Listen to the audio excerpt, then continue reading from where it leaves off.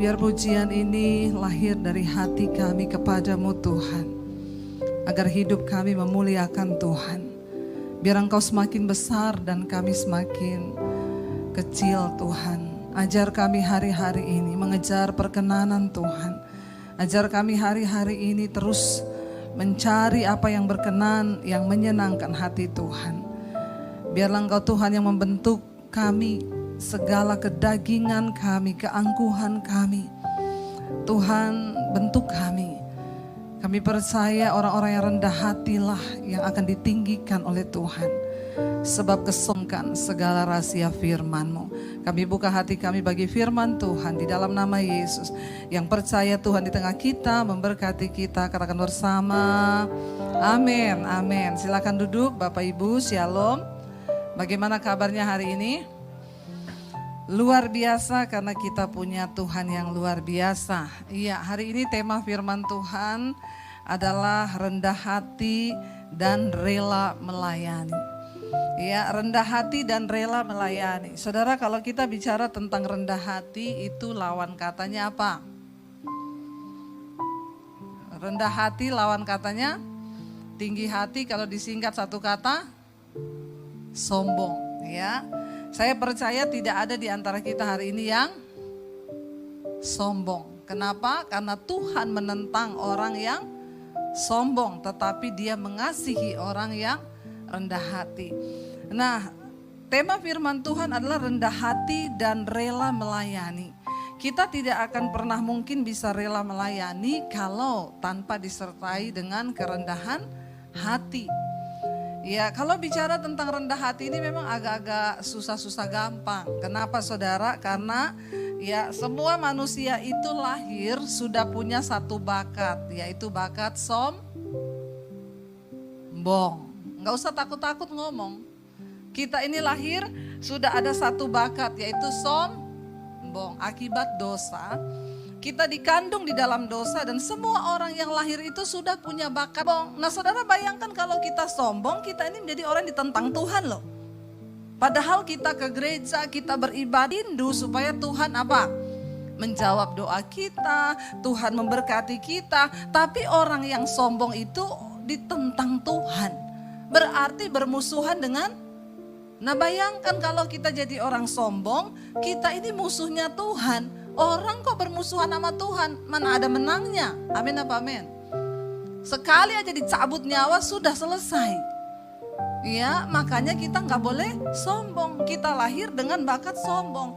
Tetapi saudara, ketika kita mengenal Yesus, ya, saya yakin di sini semua dulu sombong. Minta ampun sombong-sombongnya. Iya apa ya?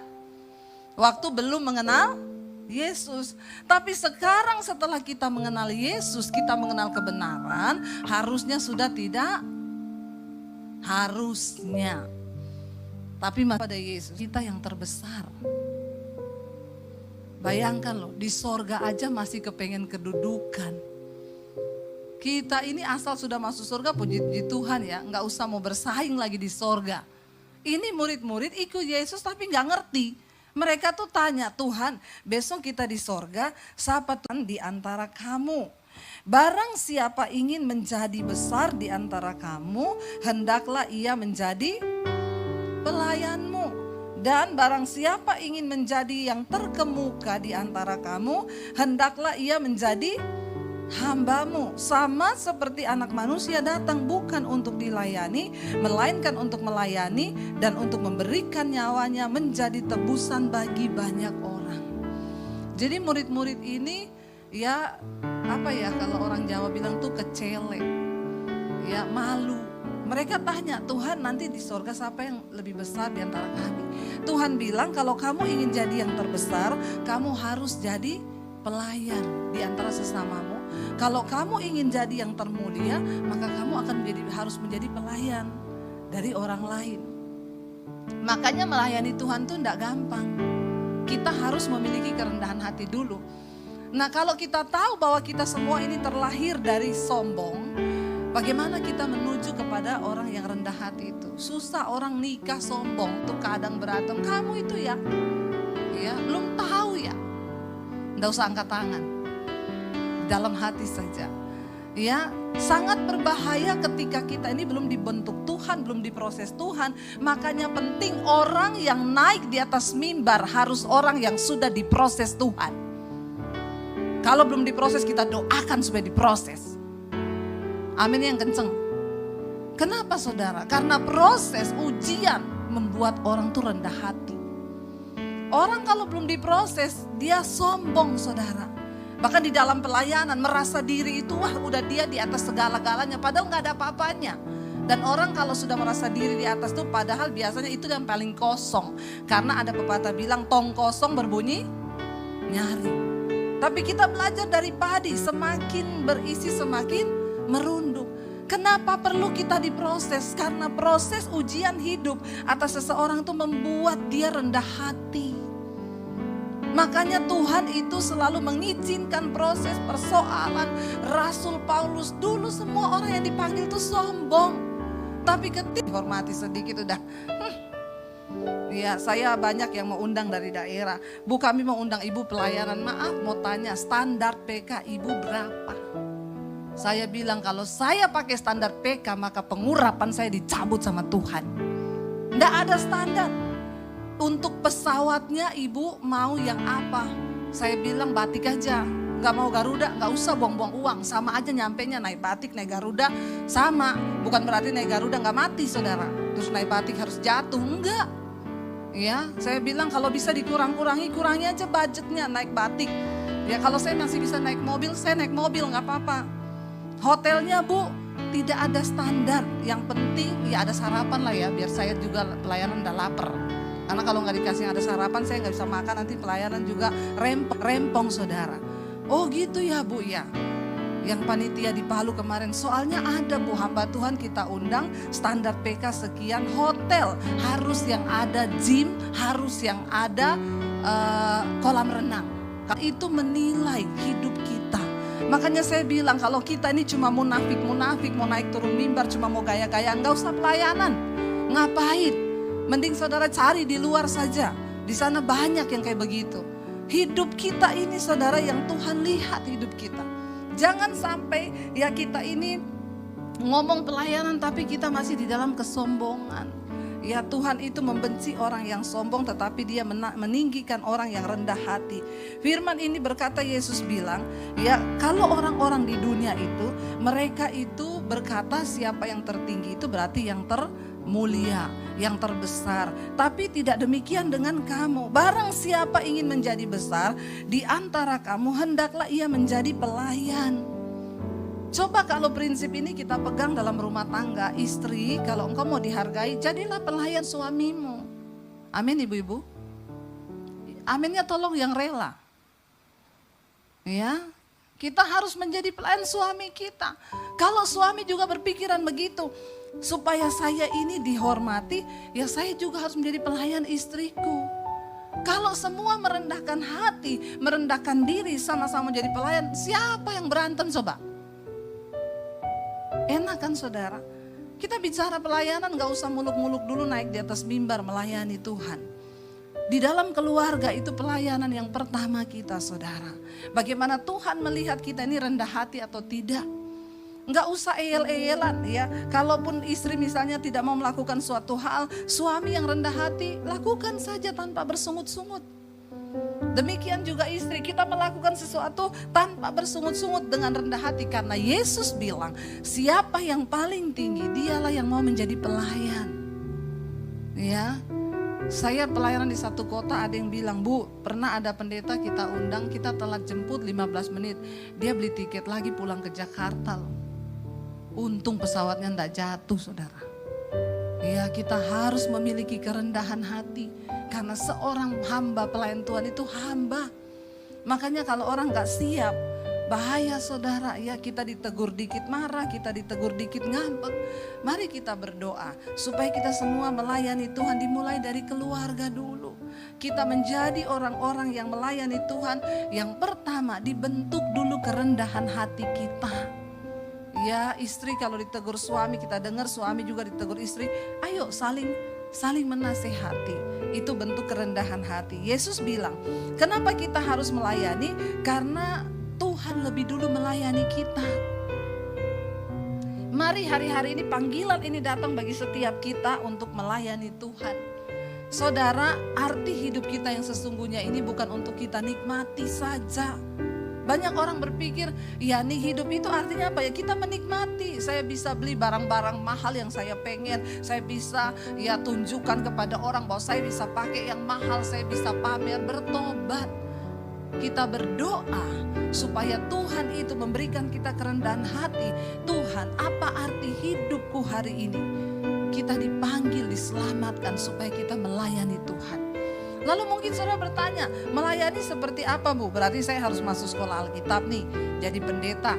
Enggak, ada begitu banyak hal yang bisa kita lakukan. Coba kita berbaca bersama, ya 1 Petrus pasal yang keempat. Kita akan lihat saudara. Ya 1 Petrus pasal yang keempat, ini kita baca satu perikop aja karena cuma sedikit ya. 1 Petrus 4 ayat 7 sampai ayat yang ke-11 ini perikopnya, biar kita tahu ya kelanjutannya apa di sana dikatakan. Kita lihat bersama 1 Petrus pasal 4 ayat 7 mulai, firman Tuhan berkata, kesudahan segala sesuatu sudah dekat. Karena itu kuasailah dirimu dan jadilah tenang. Supaya apa? Supaya kamu dapat berdoa. Tetapi yang terutama dikatakan di sana ialah apa? Kasihilah sungguh-sungguh seorang akan yang lain. Sebab kasih menutupi banyak sekali dosa. Lalu berikutnya dikatakan apa? Berilah tumpangan seorang lain sesuai dengan karunia yang telah diperoleh tiap-tiap orang sebagai pengurus yang baik dari kasih karunia Allah. Jika ada orang yang berbicara, baiklah apa? Ia berbicara firman Allah. Jika ada orang yang melayani, baiklah ia melakukannya dengan kekuatan yang dianugerahkan Allah. Supaya Allah dimuliakan dalam Kristus, ialah yang kuasa sampai selama-lamanya. Ayat ini berkata, mari kita layani seorang akan yang lain. Kita berawal dari mana? Dari rumah tangga. Kita belajar suami melayani istri, istri melayani suami. Ya, karena ada ayatnya, hai istri tunduklah kepada suamimu seperti yang kau tunduk kepada Tuhan. Hai suami, kasihilah istrimu seperti yang kau mengasihi dirimu sendiri. Jadi kita diajar oleh firman Tuhan, pertama kali pelayanan itu di dalam keluarga dulu. Ya, jangan kepengen pergi ke Bangkok pelayanan, ke ya mana lagi Amerika pelayanan, padahal di rumah sendiri tidak menunjukkan bagaimana dia hidup melayani. Kita belajar saudara, kerendahan hati itu dilihatkan dari cara bagaimana kita melayani. Anak-anak muda di sini di rumah ya, walaupun juga engkau punya pembantu, nggak usah disuruh-suruh pembantu. Kalau engkau bisa lakukan dengan tanganmu sendiri, lakukan dengan tanganmu sendiri, lakukanlah itu. Kenapa? Karena setiap orang yang berbuat baik, kalau engkau berbuat baik bagi dirimu sendiri aja, itu sudah puji Tuhan, haleluya loh. Karena engkau akan menuainya. Nah bingung kan kalau kita bagi diri kita sendiri aja suruh-suruh orang. Ya kalau kita masih bisa lakukan dengan tangan kita, ayo kita lakukan dengan tangan kita. Ya supaya, ya terima kasih Bu tisunya ya, karena saya tuh kena AC langsung ini. Jadi saudara kita belajar ya, di sini dikatakan firman Tuhan, layanilah seorang akan yang lain ya, sebagaimana kita ini diberikan karunia oleh Tuhan. Setiap kita punya karunia yang berbeda-beda, firman Tuhan katakan ya, sebagai pengurus yang sudah dipilih oleh Tuhan di dalam kasih karunia. Jangan bersungut-sungut. Orang yang rendah hati itu gak mudah bersungut-sungut. Kita berdoa saudara supaya kita ini dipakai oleh Tuhan ya, menjadi orang-orang yang mau melayani Tuhan. Kita lihat ketika kita berdosa, Tuhan itu mati bagi kita. Yesus datang ke dalam dunia, dia sudah membuktikan kerendahan hati dan memberikan teladan bagi kita. Tidak ada di antara kita hari ini yang sekalipun miskin. Saya dulu, sebelum ya, saya ketika masuk dalam pelayanan, saya terus berkekurangan. Ketika kami menikah pun, anak saya itu pernah minum ya air masak nasi karena gak ada susu. Saya kasih, kalau orang Jawa bilang tuh tajin, ya air tajin tuh saya pernah kasih buat anak saya. Tapi semiskin-miskinnya saya ini melahirkan anak tuh di rumah sakit, nggak ada yang di kandang sapi. Bener nggak? Yesus yang punya sorga, yang punya kemuliaan, yang punya segala-galanya. Dia bisa memilih untuk lahir di hotel termewah saat itu, di penginapan yang termewah. Tapi kenapa diberikan teladan? Dia yang empunya sorga, dia yang empunya bumi, dia lahir di kandang yang hina. Harusnya ini semua menemplak kita, saudara. Ya, kita belajar kerendahan hati dari Tuhan. Kenapa Yesus melakukan itu? Untuk memberikan teladan kepada kita. Jadi orang itu tidak usah sombong. Kita belajar dari Tuhan kerendahan hati. Ya, kenapa? Karena Alkitab berkata, orang yang rendah hati itu akan ditinggikan. Amsal 18 ayat 12 berkata, Amsal 18 ayat 12 berkata demikian. Tinggi hati mendahului kehancuran, tetapi kerendahan hati mendahului kehormatan. Siapa yang mau dihormati? Kita semua pasti mau. Namanya manusia itu pasti mau dihormati. Tetapi saudara, ya ingat, tinggi hati mendahului kehancuran, tapi kerendahan hati itu mendahului kehormatan. Kalau kita mau dihormati, maka kita harus belajar hidup dengan rendah hati. Orang tua kita belajar juga hari-hari ini untuk membesarkan anak-anak jangan di dalam kesombongan. Ya, apalagi ya hari-hari ini, di mana dunia memandang penghargaan seseorang itu dari barang yang dia pakai. Tuhan tidak melihat itu semua. Kita ajarkan kepada anak-anak kita untuk mereka itu belajar hidup dengan rendah hati. Sebab Tuhan menentang orang yang sombong. Saya ingat anak saya tuh waktu mau masuk SMP, saya bilang kamu cari SMP negeri. Ya, untuk kamu bisa sekolah di negeri. Lalu dia bilang, kenapa Mam? Enggak apa-apa, kamu masuk ke negeri. Ya, karena saya bilang, ya bukan soal sekolah yang mahal yang membuat anak kita rendah hati. Malah beberapa saudara yang sekolah di sekolah-sekolah tinggi, sekolah-sekolah internasional, mereka bersaing. Sampai ada satu ibu cerita ke saya, ada satu murid di sekolah, ya sekolah orang-orang kaya. Ya dia punya uang sekolah, uang siswa dia bawa 6 juta hilang di tas. Hilang sama tas-tasnya. Jadi gurunya itu ngomong, ya jadi sekarang bagaimana kamu, kenapa gak hati-hati, itu kan bawa uang siswa. Akhirnya sekarang hilang gimana? Dia jawab gurunya apa? Hello, ibu tahu harga tas saya itu berapa? 10 kali lipat daripada itu uang yang hilang.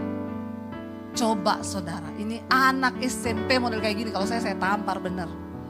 Kenapa bisa begini? Orang tua yang salah. Anak-anak belum ada penghasilan, gak usah dibeliin barang-barang brand. Kalau dia besar gak ada kerja, makanya banyak yang jadi pelakor dan wanita simpenan. Bahkan dari orang gereja. Saya melayani banyak ibu-ibu. Ibu, suami saya punya selingkuhan. Itu perempuan dia simpan. Dan ibu tahu itu perempuan singers di gereja. Karakternya bahaya.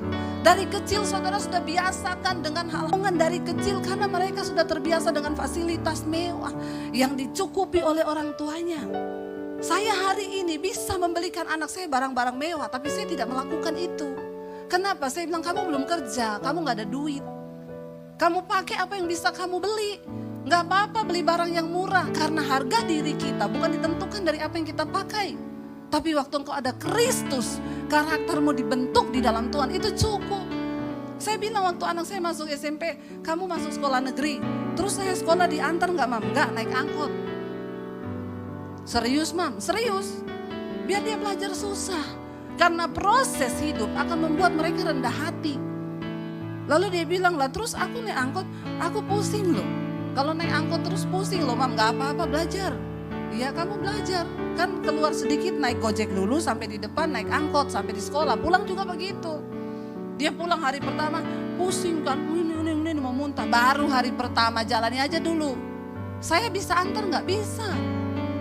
Saya kasihan gak sama anak saya? Kasihan. Tapi dia harus melewati itu supaya dia tidak jadi anak-anak gampang. Karena sekarang banyak orang tua yang menjadikan generasinya menjadi anak-anak gampang. Sudah tidak dididik firman, semuanya dibolehin, dikasih semua. Mau jadi apa generasi Kristen saudara. Akhirnya dia sekolah saudara. 1-2 hari 1 minggu masih bersungut-sungut pulang panas. Saya bilang gak apa-apa. 1 bulan sudah gak ada sungut-sungut. Karena sesuatu yang diulangi selama 21 hari itu menjadi kebiasaan kan. Biar dia lewati, akhirnya dia lewati saudara. Ya cuma 1 kali kita ke gereja naik mobil pribadi, dia duduk miring. Saya tanya kenapa kalau duduk lurus pusing. Dulu dia bilang naik angkot duduk miring pusing. Tapi setelah sekarang dia duduk di mobil pribadi duduk miring. Karena kalau duduk lurus pusing berarti sudah terbiasa susah. Ya enggak apa-apa. Jangan engkau terlalu mengasihani anakmu sampai engkau lupa membentuk karakternya saudara. Kenapa? Tuhan bilang dia mengasihi orang yang rendah hati. Tetapi dia menentang orang-orang yang congkak dan sombong. Bayangkan kalau anak kita sudah ditentang Tuhan dari masih kecil. Karena dia dibesarkan dengan kesombongan. Saudara kita berdoa. Minta kepada Tuhan. Makanya tidak sedikit ya anak-anak Kristen yang rusak karakternya. Kenapa? Akibat didikan orang tua yang salah. Ya saya bertamu ke satu rumah wakil gembala. Anaknya sekolah di international school. Ya pulang sekolah dia teriak sama susternya. Suster, bawa tas saya tuh di mobil. Jadi saya ini spontan kan. Saya ngomong, kamu kan udah gede bisa bawa sendiri kan tasnya, kenapa suruh suster? Dia lewatin saya sambil ngomong, kepo. Anak wakil gembala. Maaf saudara, saya bertamu ke rumah Pak Haji. Anaknya pulang dari sekolah, masuk rumah, Assalamualaikum. Pak Hajinya jawab, Waalaikumsalam warahmatullahi wabarakatuh. Dia lewatin saya sama suami, salaman, dicium tangannya. Sorry. Kita melihat didikan yang seperti apa. Ayo kita bertobat. Ajari anak-anakmu. Jangan akhirnya anak dengan orang tua udah sama. Saling pamer, saling membanggakan sesuatu yang maaf saudara. Ya kadang-kadang kita melihat orang Kristen ini benar-benar ya keluar dari jalur firman Tuhan. Enggak apa-apa. Masih ada waktu untuk bertobat. Bagaimana kita bisa melayani Tuhan? Ya dengan sungguh-sungguh. Hanya ketika kita ini mau dibentuk oleh Tuhan. Waktu kita sudah dibentuk, saya tuh bersyukur. Saya pertama kali datang di Jakarta saudara, tidak langsung dipakai jadi pendeta. Dari Solo saya ini sudah hamba Tuhan, saya khotbah kemana-mana setiap hari Minggu. Ketika datang di Jakarta, saya berharap langsung bisa keterima lah jadi hamba Tuhan, jadi pengkhotbah. Ternyata semua pintu tertutup. Orang-orang yang kami andalkan, orang-orang yang bisa buka pintu, semua tutup pintu pelayanan. Gak ada yang terbuka. Sampai akhirnya satu saat saya datang ke satu gereja dengan suami, dibuka di situ audisi, pendaftaran untuk singers dan pemusik. Saya bilang sama suami, kerinduan saya hanya melayani Tuhan. Ayo kita ikut audisi itu. Suami saya bilang, kalau saya bisa pemusik lah, kamu pengkhotbah, ndak ada dibuka audisi pengkhotbah. Saya bilang saya mau jadi singers aja, lumayan lah suara saya nggak false, tapi masih lumayan. Dia bilang ya udah nggak apa-apa kamu jadi singers, ndak apa-apa. Saya cuma mau melayani Tuhan. Saya ndak bisa nganggur karena dari awal tuh saya melayani Tuhan. Akhirnya kita ikut audisi, ditanya suaminya audisi piano ya, iya. Ini istrinya, iya. Mau apa? Singers. Ya udah coba suaminya main, istrinya nyanyi. Aduh, sudah dipersiapkan dari rumah saudara. Saya sudah beri yang terbaik ini benar-benar. Saya nyanyi waktu itu suami saya main. Ya saya nyanyi. Kalau ku hidup bagimu. Udah niru Sari persis loh. Hatiku tetap menyembahmu. Sampai cengkoannya saya ikut. Dunia tak bisa menjauhkanku dari kasihmu. Persis kan? Persis banget loh. Saya merasa sih persis. Gak tahu kalau orang yang menilai ya. Soalnya kok itu cengkoannya udah dari kasihmu. Ya. Sana Sari Simorangkir, saya si cangkir lah.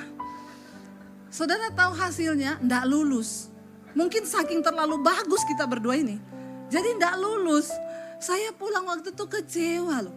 Tuhan, saya ini sudah menurunkan diri dari pengkhotbah jadi singers. Lah kok nggak diterima? Saya tuh salah apa Tuhan? Tuhan tuh jawab saya dengan satu ayat. Di dalam rumah yang besar terdapat banyak perabot. Ya, dan perabot-perabot itu sudah ada tujuannya Tuhan.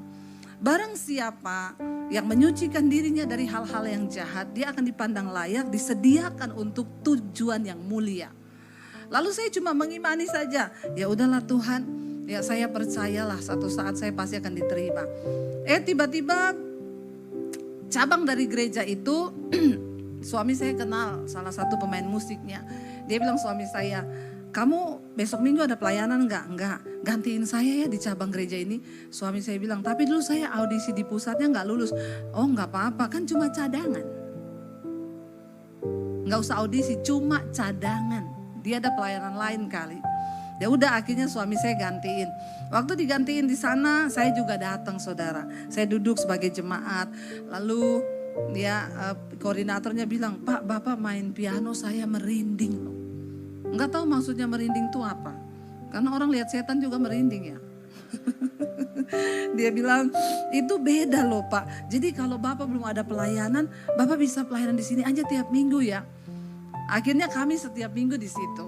Ya, lalu saya ditanya, ibu punya talenta apa? Saya bilang talenta saya sih banyak ya, tapi kayaknya nggak tahu nih Tuhan mau apa di sini. Ibu bisa nyanyi? Saya bilang ya pas-pasan sih, ndak fals. Bagus juga enggak, karena audisi pernah ndak lulus. Ya udah coba aja. Tapi kita ditempatkan di situ pelayanan di doa pagi. Jadi ndak make up, nggak dandan. Kalau sekarang kan enak ya. Mereka bisa punya seragam ya, kita army semua gitu ya. Kalau ada gereja-gereja tertentu itu harus pakai high heel 14 cm. Ya, di sini untung tidak ya. Takutnya aja kalau jatuh gitu ya. Nanti janjian stockingnya warna apa, stocking hitam atau putih atau yang dol-dol itu bloces. Atau stocking loreng. Ada saudara yang begitu soalnya ya, sudah kebangetan sih. Nah kita ditaruh di doa pagi. Di doa pagi itu pelayan tidak dapat amplop. Subhanallah. Tapi saya bersyukur Tuhan membentuk kami. 1 tahun pertama di Jakarta tidak ada pelayanan. Ya pelayanannya itu 4:30, jam 4 berangkat dari rumah, 4:30 udah doa pagi. Nggak ada yang puji, nggak ada yang lihat, ya kita setia aja. Saya bersyukur saya dibentuk Tuhan di sana. Sampai akhirnya koordinatornya dan jemaat beberapa ngomong, Ibu Debbie kalau WL bagus loh, kenapa nggak dinaikin di umum? Lalu saudara, tadinya ada WL yang sering dijadwal di doa pagi, dia nggak pernah bisa kalau doa pagi. Jadi dia suruh saya gantiin terus. Bu, besok jadwal saya doa pagi. Tapi kalau di umum dia nggak pernah suruh saya gantiin. Itu yang saya bingung. Tapi doa pagi tiap hari gantiin dia, tapi saya jalanin aja. Nah ketika jemaat bilang, dia mulai dengar kali ada yang ngomong saya naik di umum, dia datangi saya loh. Saya dengar kamu mau naik WL di umum. Orang baru sadar diri mulai dari bawah. Di gereja loh. Saya cuma bilang gini, saya disuruh pelayanan apa aja mau. Iya, kolektor dulu. Saya bilang jangankan kolektor, suruh ngepel aja saya mau. Iya, mending gitu. Lihat saudara, orang-orang model begini di dalam pelayanan sampai sekarang saya lihat hidupnya itu gak berubah. Puluhan tahun tidak ada perubahan. Kenapa? Melayani Tuhan tapi hidup dalam kesombongan. Ya, lalu ketika satu kali saya pelayanan di satu gereja, dia ada di situ jadi singers. Lalu saya salaman sama dia. Dia bilang, luar biasa ya dipakai Tuhan. Saya bilang, iya orang baru harus mulai dari bawah.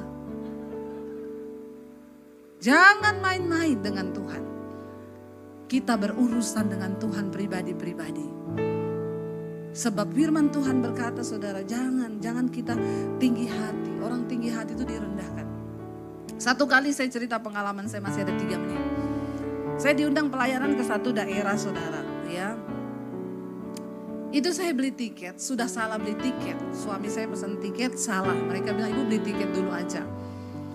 Saya salah beli tiket, jadi saya harus ganti sendiri karena saya yang salah beli tiket. Akhirnya jadi saya sudah tekor dulu dari tiket. Sampai di sana, ya, saya datang hari Minggu, ibadahnya mereka jam 11, saya terbang sampai di sana jam 9 saudara. Saya ambil pesawat pagi jam 7. Sampai di sana jam 9, saya WA gembalanya, Pak saya sudah di bandara, itu enggak dibalas-balas. Sampai saya itu 1 jam lebih nunggu, ya panas bandaranya, di bandara kecil nggak ada AC. Dia tuh cuma ngomong gini, Ibu, kalau kita pelayanan ya di gereja besar, pesawat belum landing itu orangnya sudah di bandara. Ya bahkan kadang ada yang suruh pakai protokoler, jadi kita dijemput turun dari pesawat itu kadang-kadang seperti itu. Itu juga kadang merusak kalau orang belum siap dibentuk, itu jadi sombong saudara. Nah ini saudara saya sudah sampai, nggak ada yang jemput. Saya tanya, udah di mana? Oh ya ibu tunggu aja, ibu keluar di depan bandara situ. Itu ada ATM BCA kan, ibu tunggu saja di situ ya. Haleluya. Saya itu mengelus dada. Saya waktu itu ngajak mami saya. Ya udahlah saya keluar sampai di situ. Berdiri kan, saya pikir kalau disuruh begitu kan berarti ini udah deket nih. Jam 5 menit lagi pasti datang lah mobilnya ya. Saya tunggu enggak datang-datang. Setengah jam panas saudara. Udah gitu saya udah pakai jas ini. Ini orangnya mana Pak? Di mana ya Pak? Masih di jalan Bu, tunggu aja Bu. Udah deket. Nah deketnya orang kampung itu kan gunung aja dia bilang deket karena kelihatan. Itu deket loh Bu gunung itu. Saya nunggu di situ lama, saya berdiri. Akhirnya dia datang. Dia datang saudara, dia nggak turun dari mobil. Dia berhenti di depan ATM itu, dia buka kaca. Bu Debbie Basir ya? Saya bilang iya Pak. Naik Bu, dia nggak angketin koper saya, koper mami saya. Dia duduk manis. Nah kita ini biasa dilayani itu sedemikian rupa sampai ya rasa-rasanya kita pun mau digendong. Nggak usah bawa apa-apa, bahkan kita kadang mau digendong saudara. Terlalu alay lebay juga. Nah waktu itu naik Bu. Saya lihat ini saya bawa koper 2 sama mami saya. Oh iya Pak, bentar ya Pak. Saya angkat koper saudara sama mami saya. Saya, Pak tolong buka bagasinya Pak. Dia nggak turun. Sudah Bu, buka aja tarik. Saya tarik saudara, saya masukin tas saya tutup, saya duduk di mobil, saya bilang, sudah Pak, tarik Bang. Kan ini kayak naik angkot kita. Ya kayak naik bus saudara, angkat-angkat sendiri, pokoknya menderita sendiri. Kita datang saudara, ya yang jemput itu sudah, Bu ini gerejanya ya, sebentar saya pergi ya, dia tinggalin saya di depan gereja. Saya bilang mami saya, lah ini kita masuk ke mana, pintunya di mana? Dan di depan belum dibuka, saya cari-cari jalan sendiri saudara. Akhirnya di samping itu ada pintu kecil.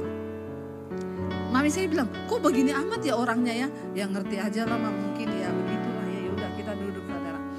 Udah sampai di situ kita duduk. Saya itu waktu itu nanya, saya ini ajak satu orang. Kalau tidak memberatkan, biasa sama suami, tapi ini sama mami saya. Tiketnya bagaimana? Oh enggak masalah Bu, nanti kami ganti, Ibu beli saja. Saya sudah kehilangan tiket PP salah jurusan. Ya sudahlah nggak apa-apa. Begitu saya duduk, yang undang saya itu datang. Ibu,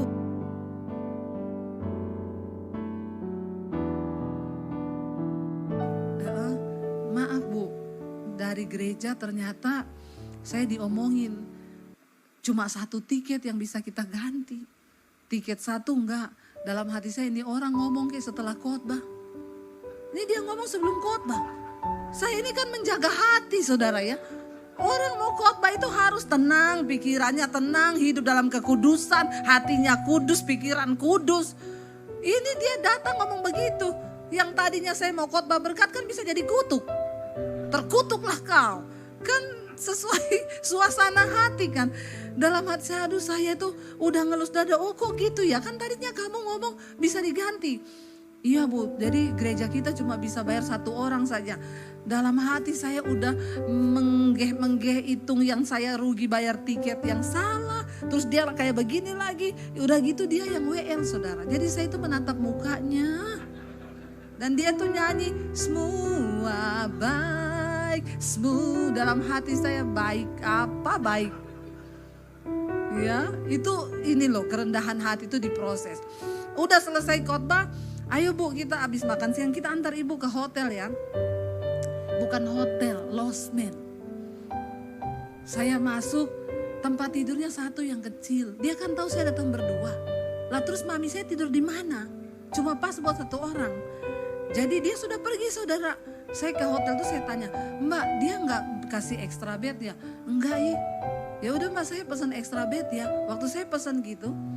Suara di hati saya ngomong, bayar extra bednya sendiri. Terus saya tanya, berarti mereka juga belum bayar extra bed? Oh enggak ada pesanan. Ya udah saya bayar extra bednya aja berapa Mbak? Sekian saya bayar. Tiba-tiba suara lagi ngomong, sekalian bayar kamar hotelnya. Saya tengking tuh saudara, dalam nama Yesus.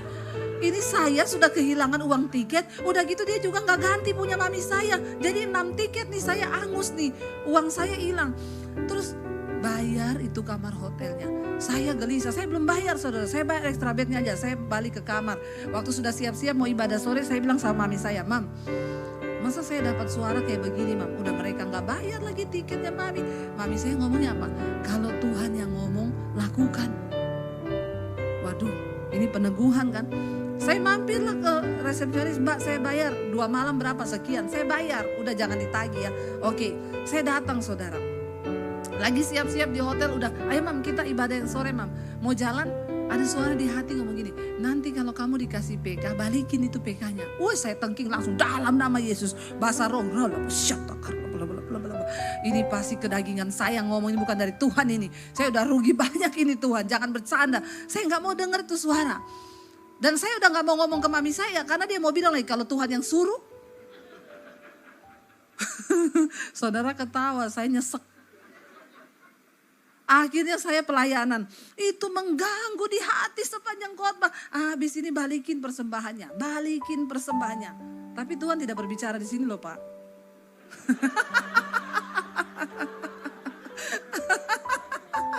Ya, kata Pak Kondot kalau di sini sistemnya transfer, bukan dikasih amplop. Lalu saya tengking-tengking itu, saya sudah tidak nyaman nih khotbah saudara, hilang konsentrasi saya. Begitu selesai khotbah, dia kasih amplop. Bu ini uang tiket sama uang persembahannya. Saya pegang lumayan nih kan. Kan saya sudah kehilangan tiket. Dari ketebalannya saya tahu. Gak usah bohong lah ya. Kita tuh semua tahu lah kalau duit, orang buta aja ngerti uang kok. Apalagi kita yang sehat. Tuhan ngomong, masukin ke kotak persembahan. Saya tengking dalam nama Yesus. Please Tuhan, please masukin. Saya tarik napas panjang di situ. Tuhan, please Tuhan, masukin. Dengan berat hati loh, bukan dengan sukarela. Orang itu kalau beri yang terbaik masih senang, itu belum yang terbaik. Karena pemberian yang terbaik itu pasti dengan air mata, korban, benar nggak? Lalu saya berdiri, saya bawa amplopnya dalam nama Tuhan Yesus, saya masukin ke kotak persembahan. Habis itu saya duduk, tarik napas panjang saya. Ini namanya tombok pelayanan. Akhirnya kami pulang saudara, besoknya mereka terima kasih loh Bu, hotel dibayari, PK dibalikin. Seneng lu. Saya lemes. Saya naik di pesawat. Waktu di pesawat tuh saya duduk lihat-lihat awan, masih dengan hati yang menyesal. Saya lihat awan di pesawat, Tuhan tuh ajaib, tiba-tiba ada suara yang ngomong begini. Kamu tahu gak, kamu datang ke sini itu bukan melayani, tapi aku yang sedang melayani kamu.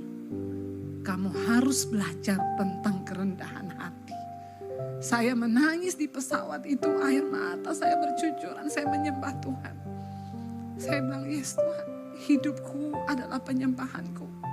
Saya mau belajar menaruh semua hak-hak saya. Saudara, sebagai pelayan Tuhan, sebagai orang-orang yang sudah dipanggil Tuhan, saya undang para imam musik. Mari kita belajar. Hidup di dalam kerendahan hati. Kita belajar taat kepada suara Tuhan. Dimulai dari rumah tangga kita sendiri. Karena kami tahu Tuhan, hidup kami adalah penyembahan kami. Mari kita bangkit berdiri. Ku tahu hidupku adalah penyembahan. Biar kami memberi pelayanan terbaik kami. Yaitu hidup kami yang mau diproses, dibentuk oleh Tuhan. Mari angkat tanganmu. Amin Tuhan. Kami tahu.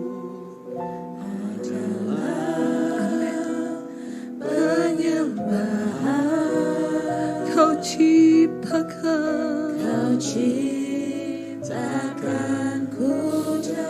dalam kemuliaan-Mu. Kami tahu Tuhan. Ku tahu hidupku berharga di mata-Mu.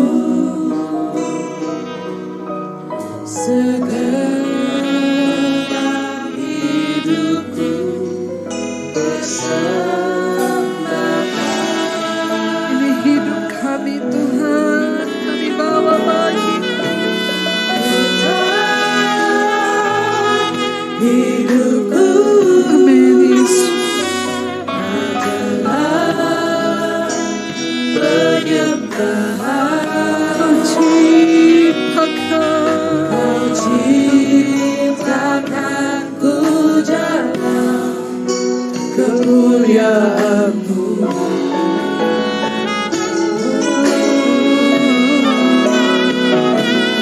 Ku tak hidupku berharga di mata-Mu. Segenap hidupku bersembahkan. Biar musik saja, mari kita tundukkan kepala dalam hadirat Tuhan. Terima kasih Yesus, karena Engkau yang lebih dahulu melayani kami. Siapakah kami Tuhan? Sehingga kami berharga di mata-Mu. Ajar kami Tuhan, untuk selalu mau dibentuk, direndahkan, diproses oleh Tuhan. Karena hanya orang-orang rendah hatilah yang akan mendapat kehormatan bahkan dari Tuhan. Itu kata firman-Mu. Orang yang rendah hati, yang melayaniku, mereka akan dihormati oleh Bapa, kata Yesus. Itu kerinduan kami. Itu kerinduan kami. Jadikan kami Tuhan anak-anak-Mu yang mau dibentuk, diproses. Keakuan kami, kesombongan kami dimulai dari rumah tangga, suami istri, anak-anak. Kami boleh saling mendahulukan yang lain lebih penting daripada kepentingan kami pribadi. Mari saudara yang datang suami istri boleh bergandengan tangan. Mari bergandengan tangan. Tuhan, kami bawa rumah tangga kami, keluarga kami di hari-hari menjelang kedatangan-Mu Tuhan. Bawa kami mengalami kemuliaan-Mu. Bawa kami Tuhan hari-hari ini untuk berkenan kepada Tuhan. Suami istri saling merendahkan hati, mengasihi.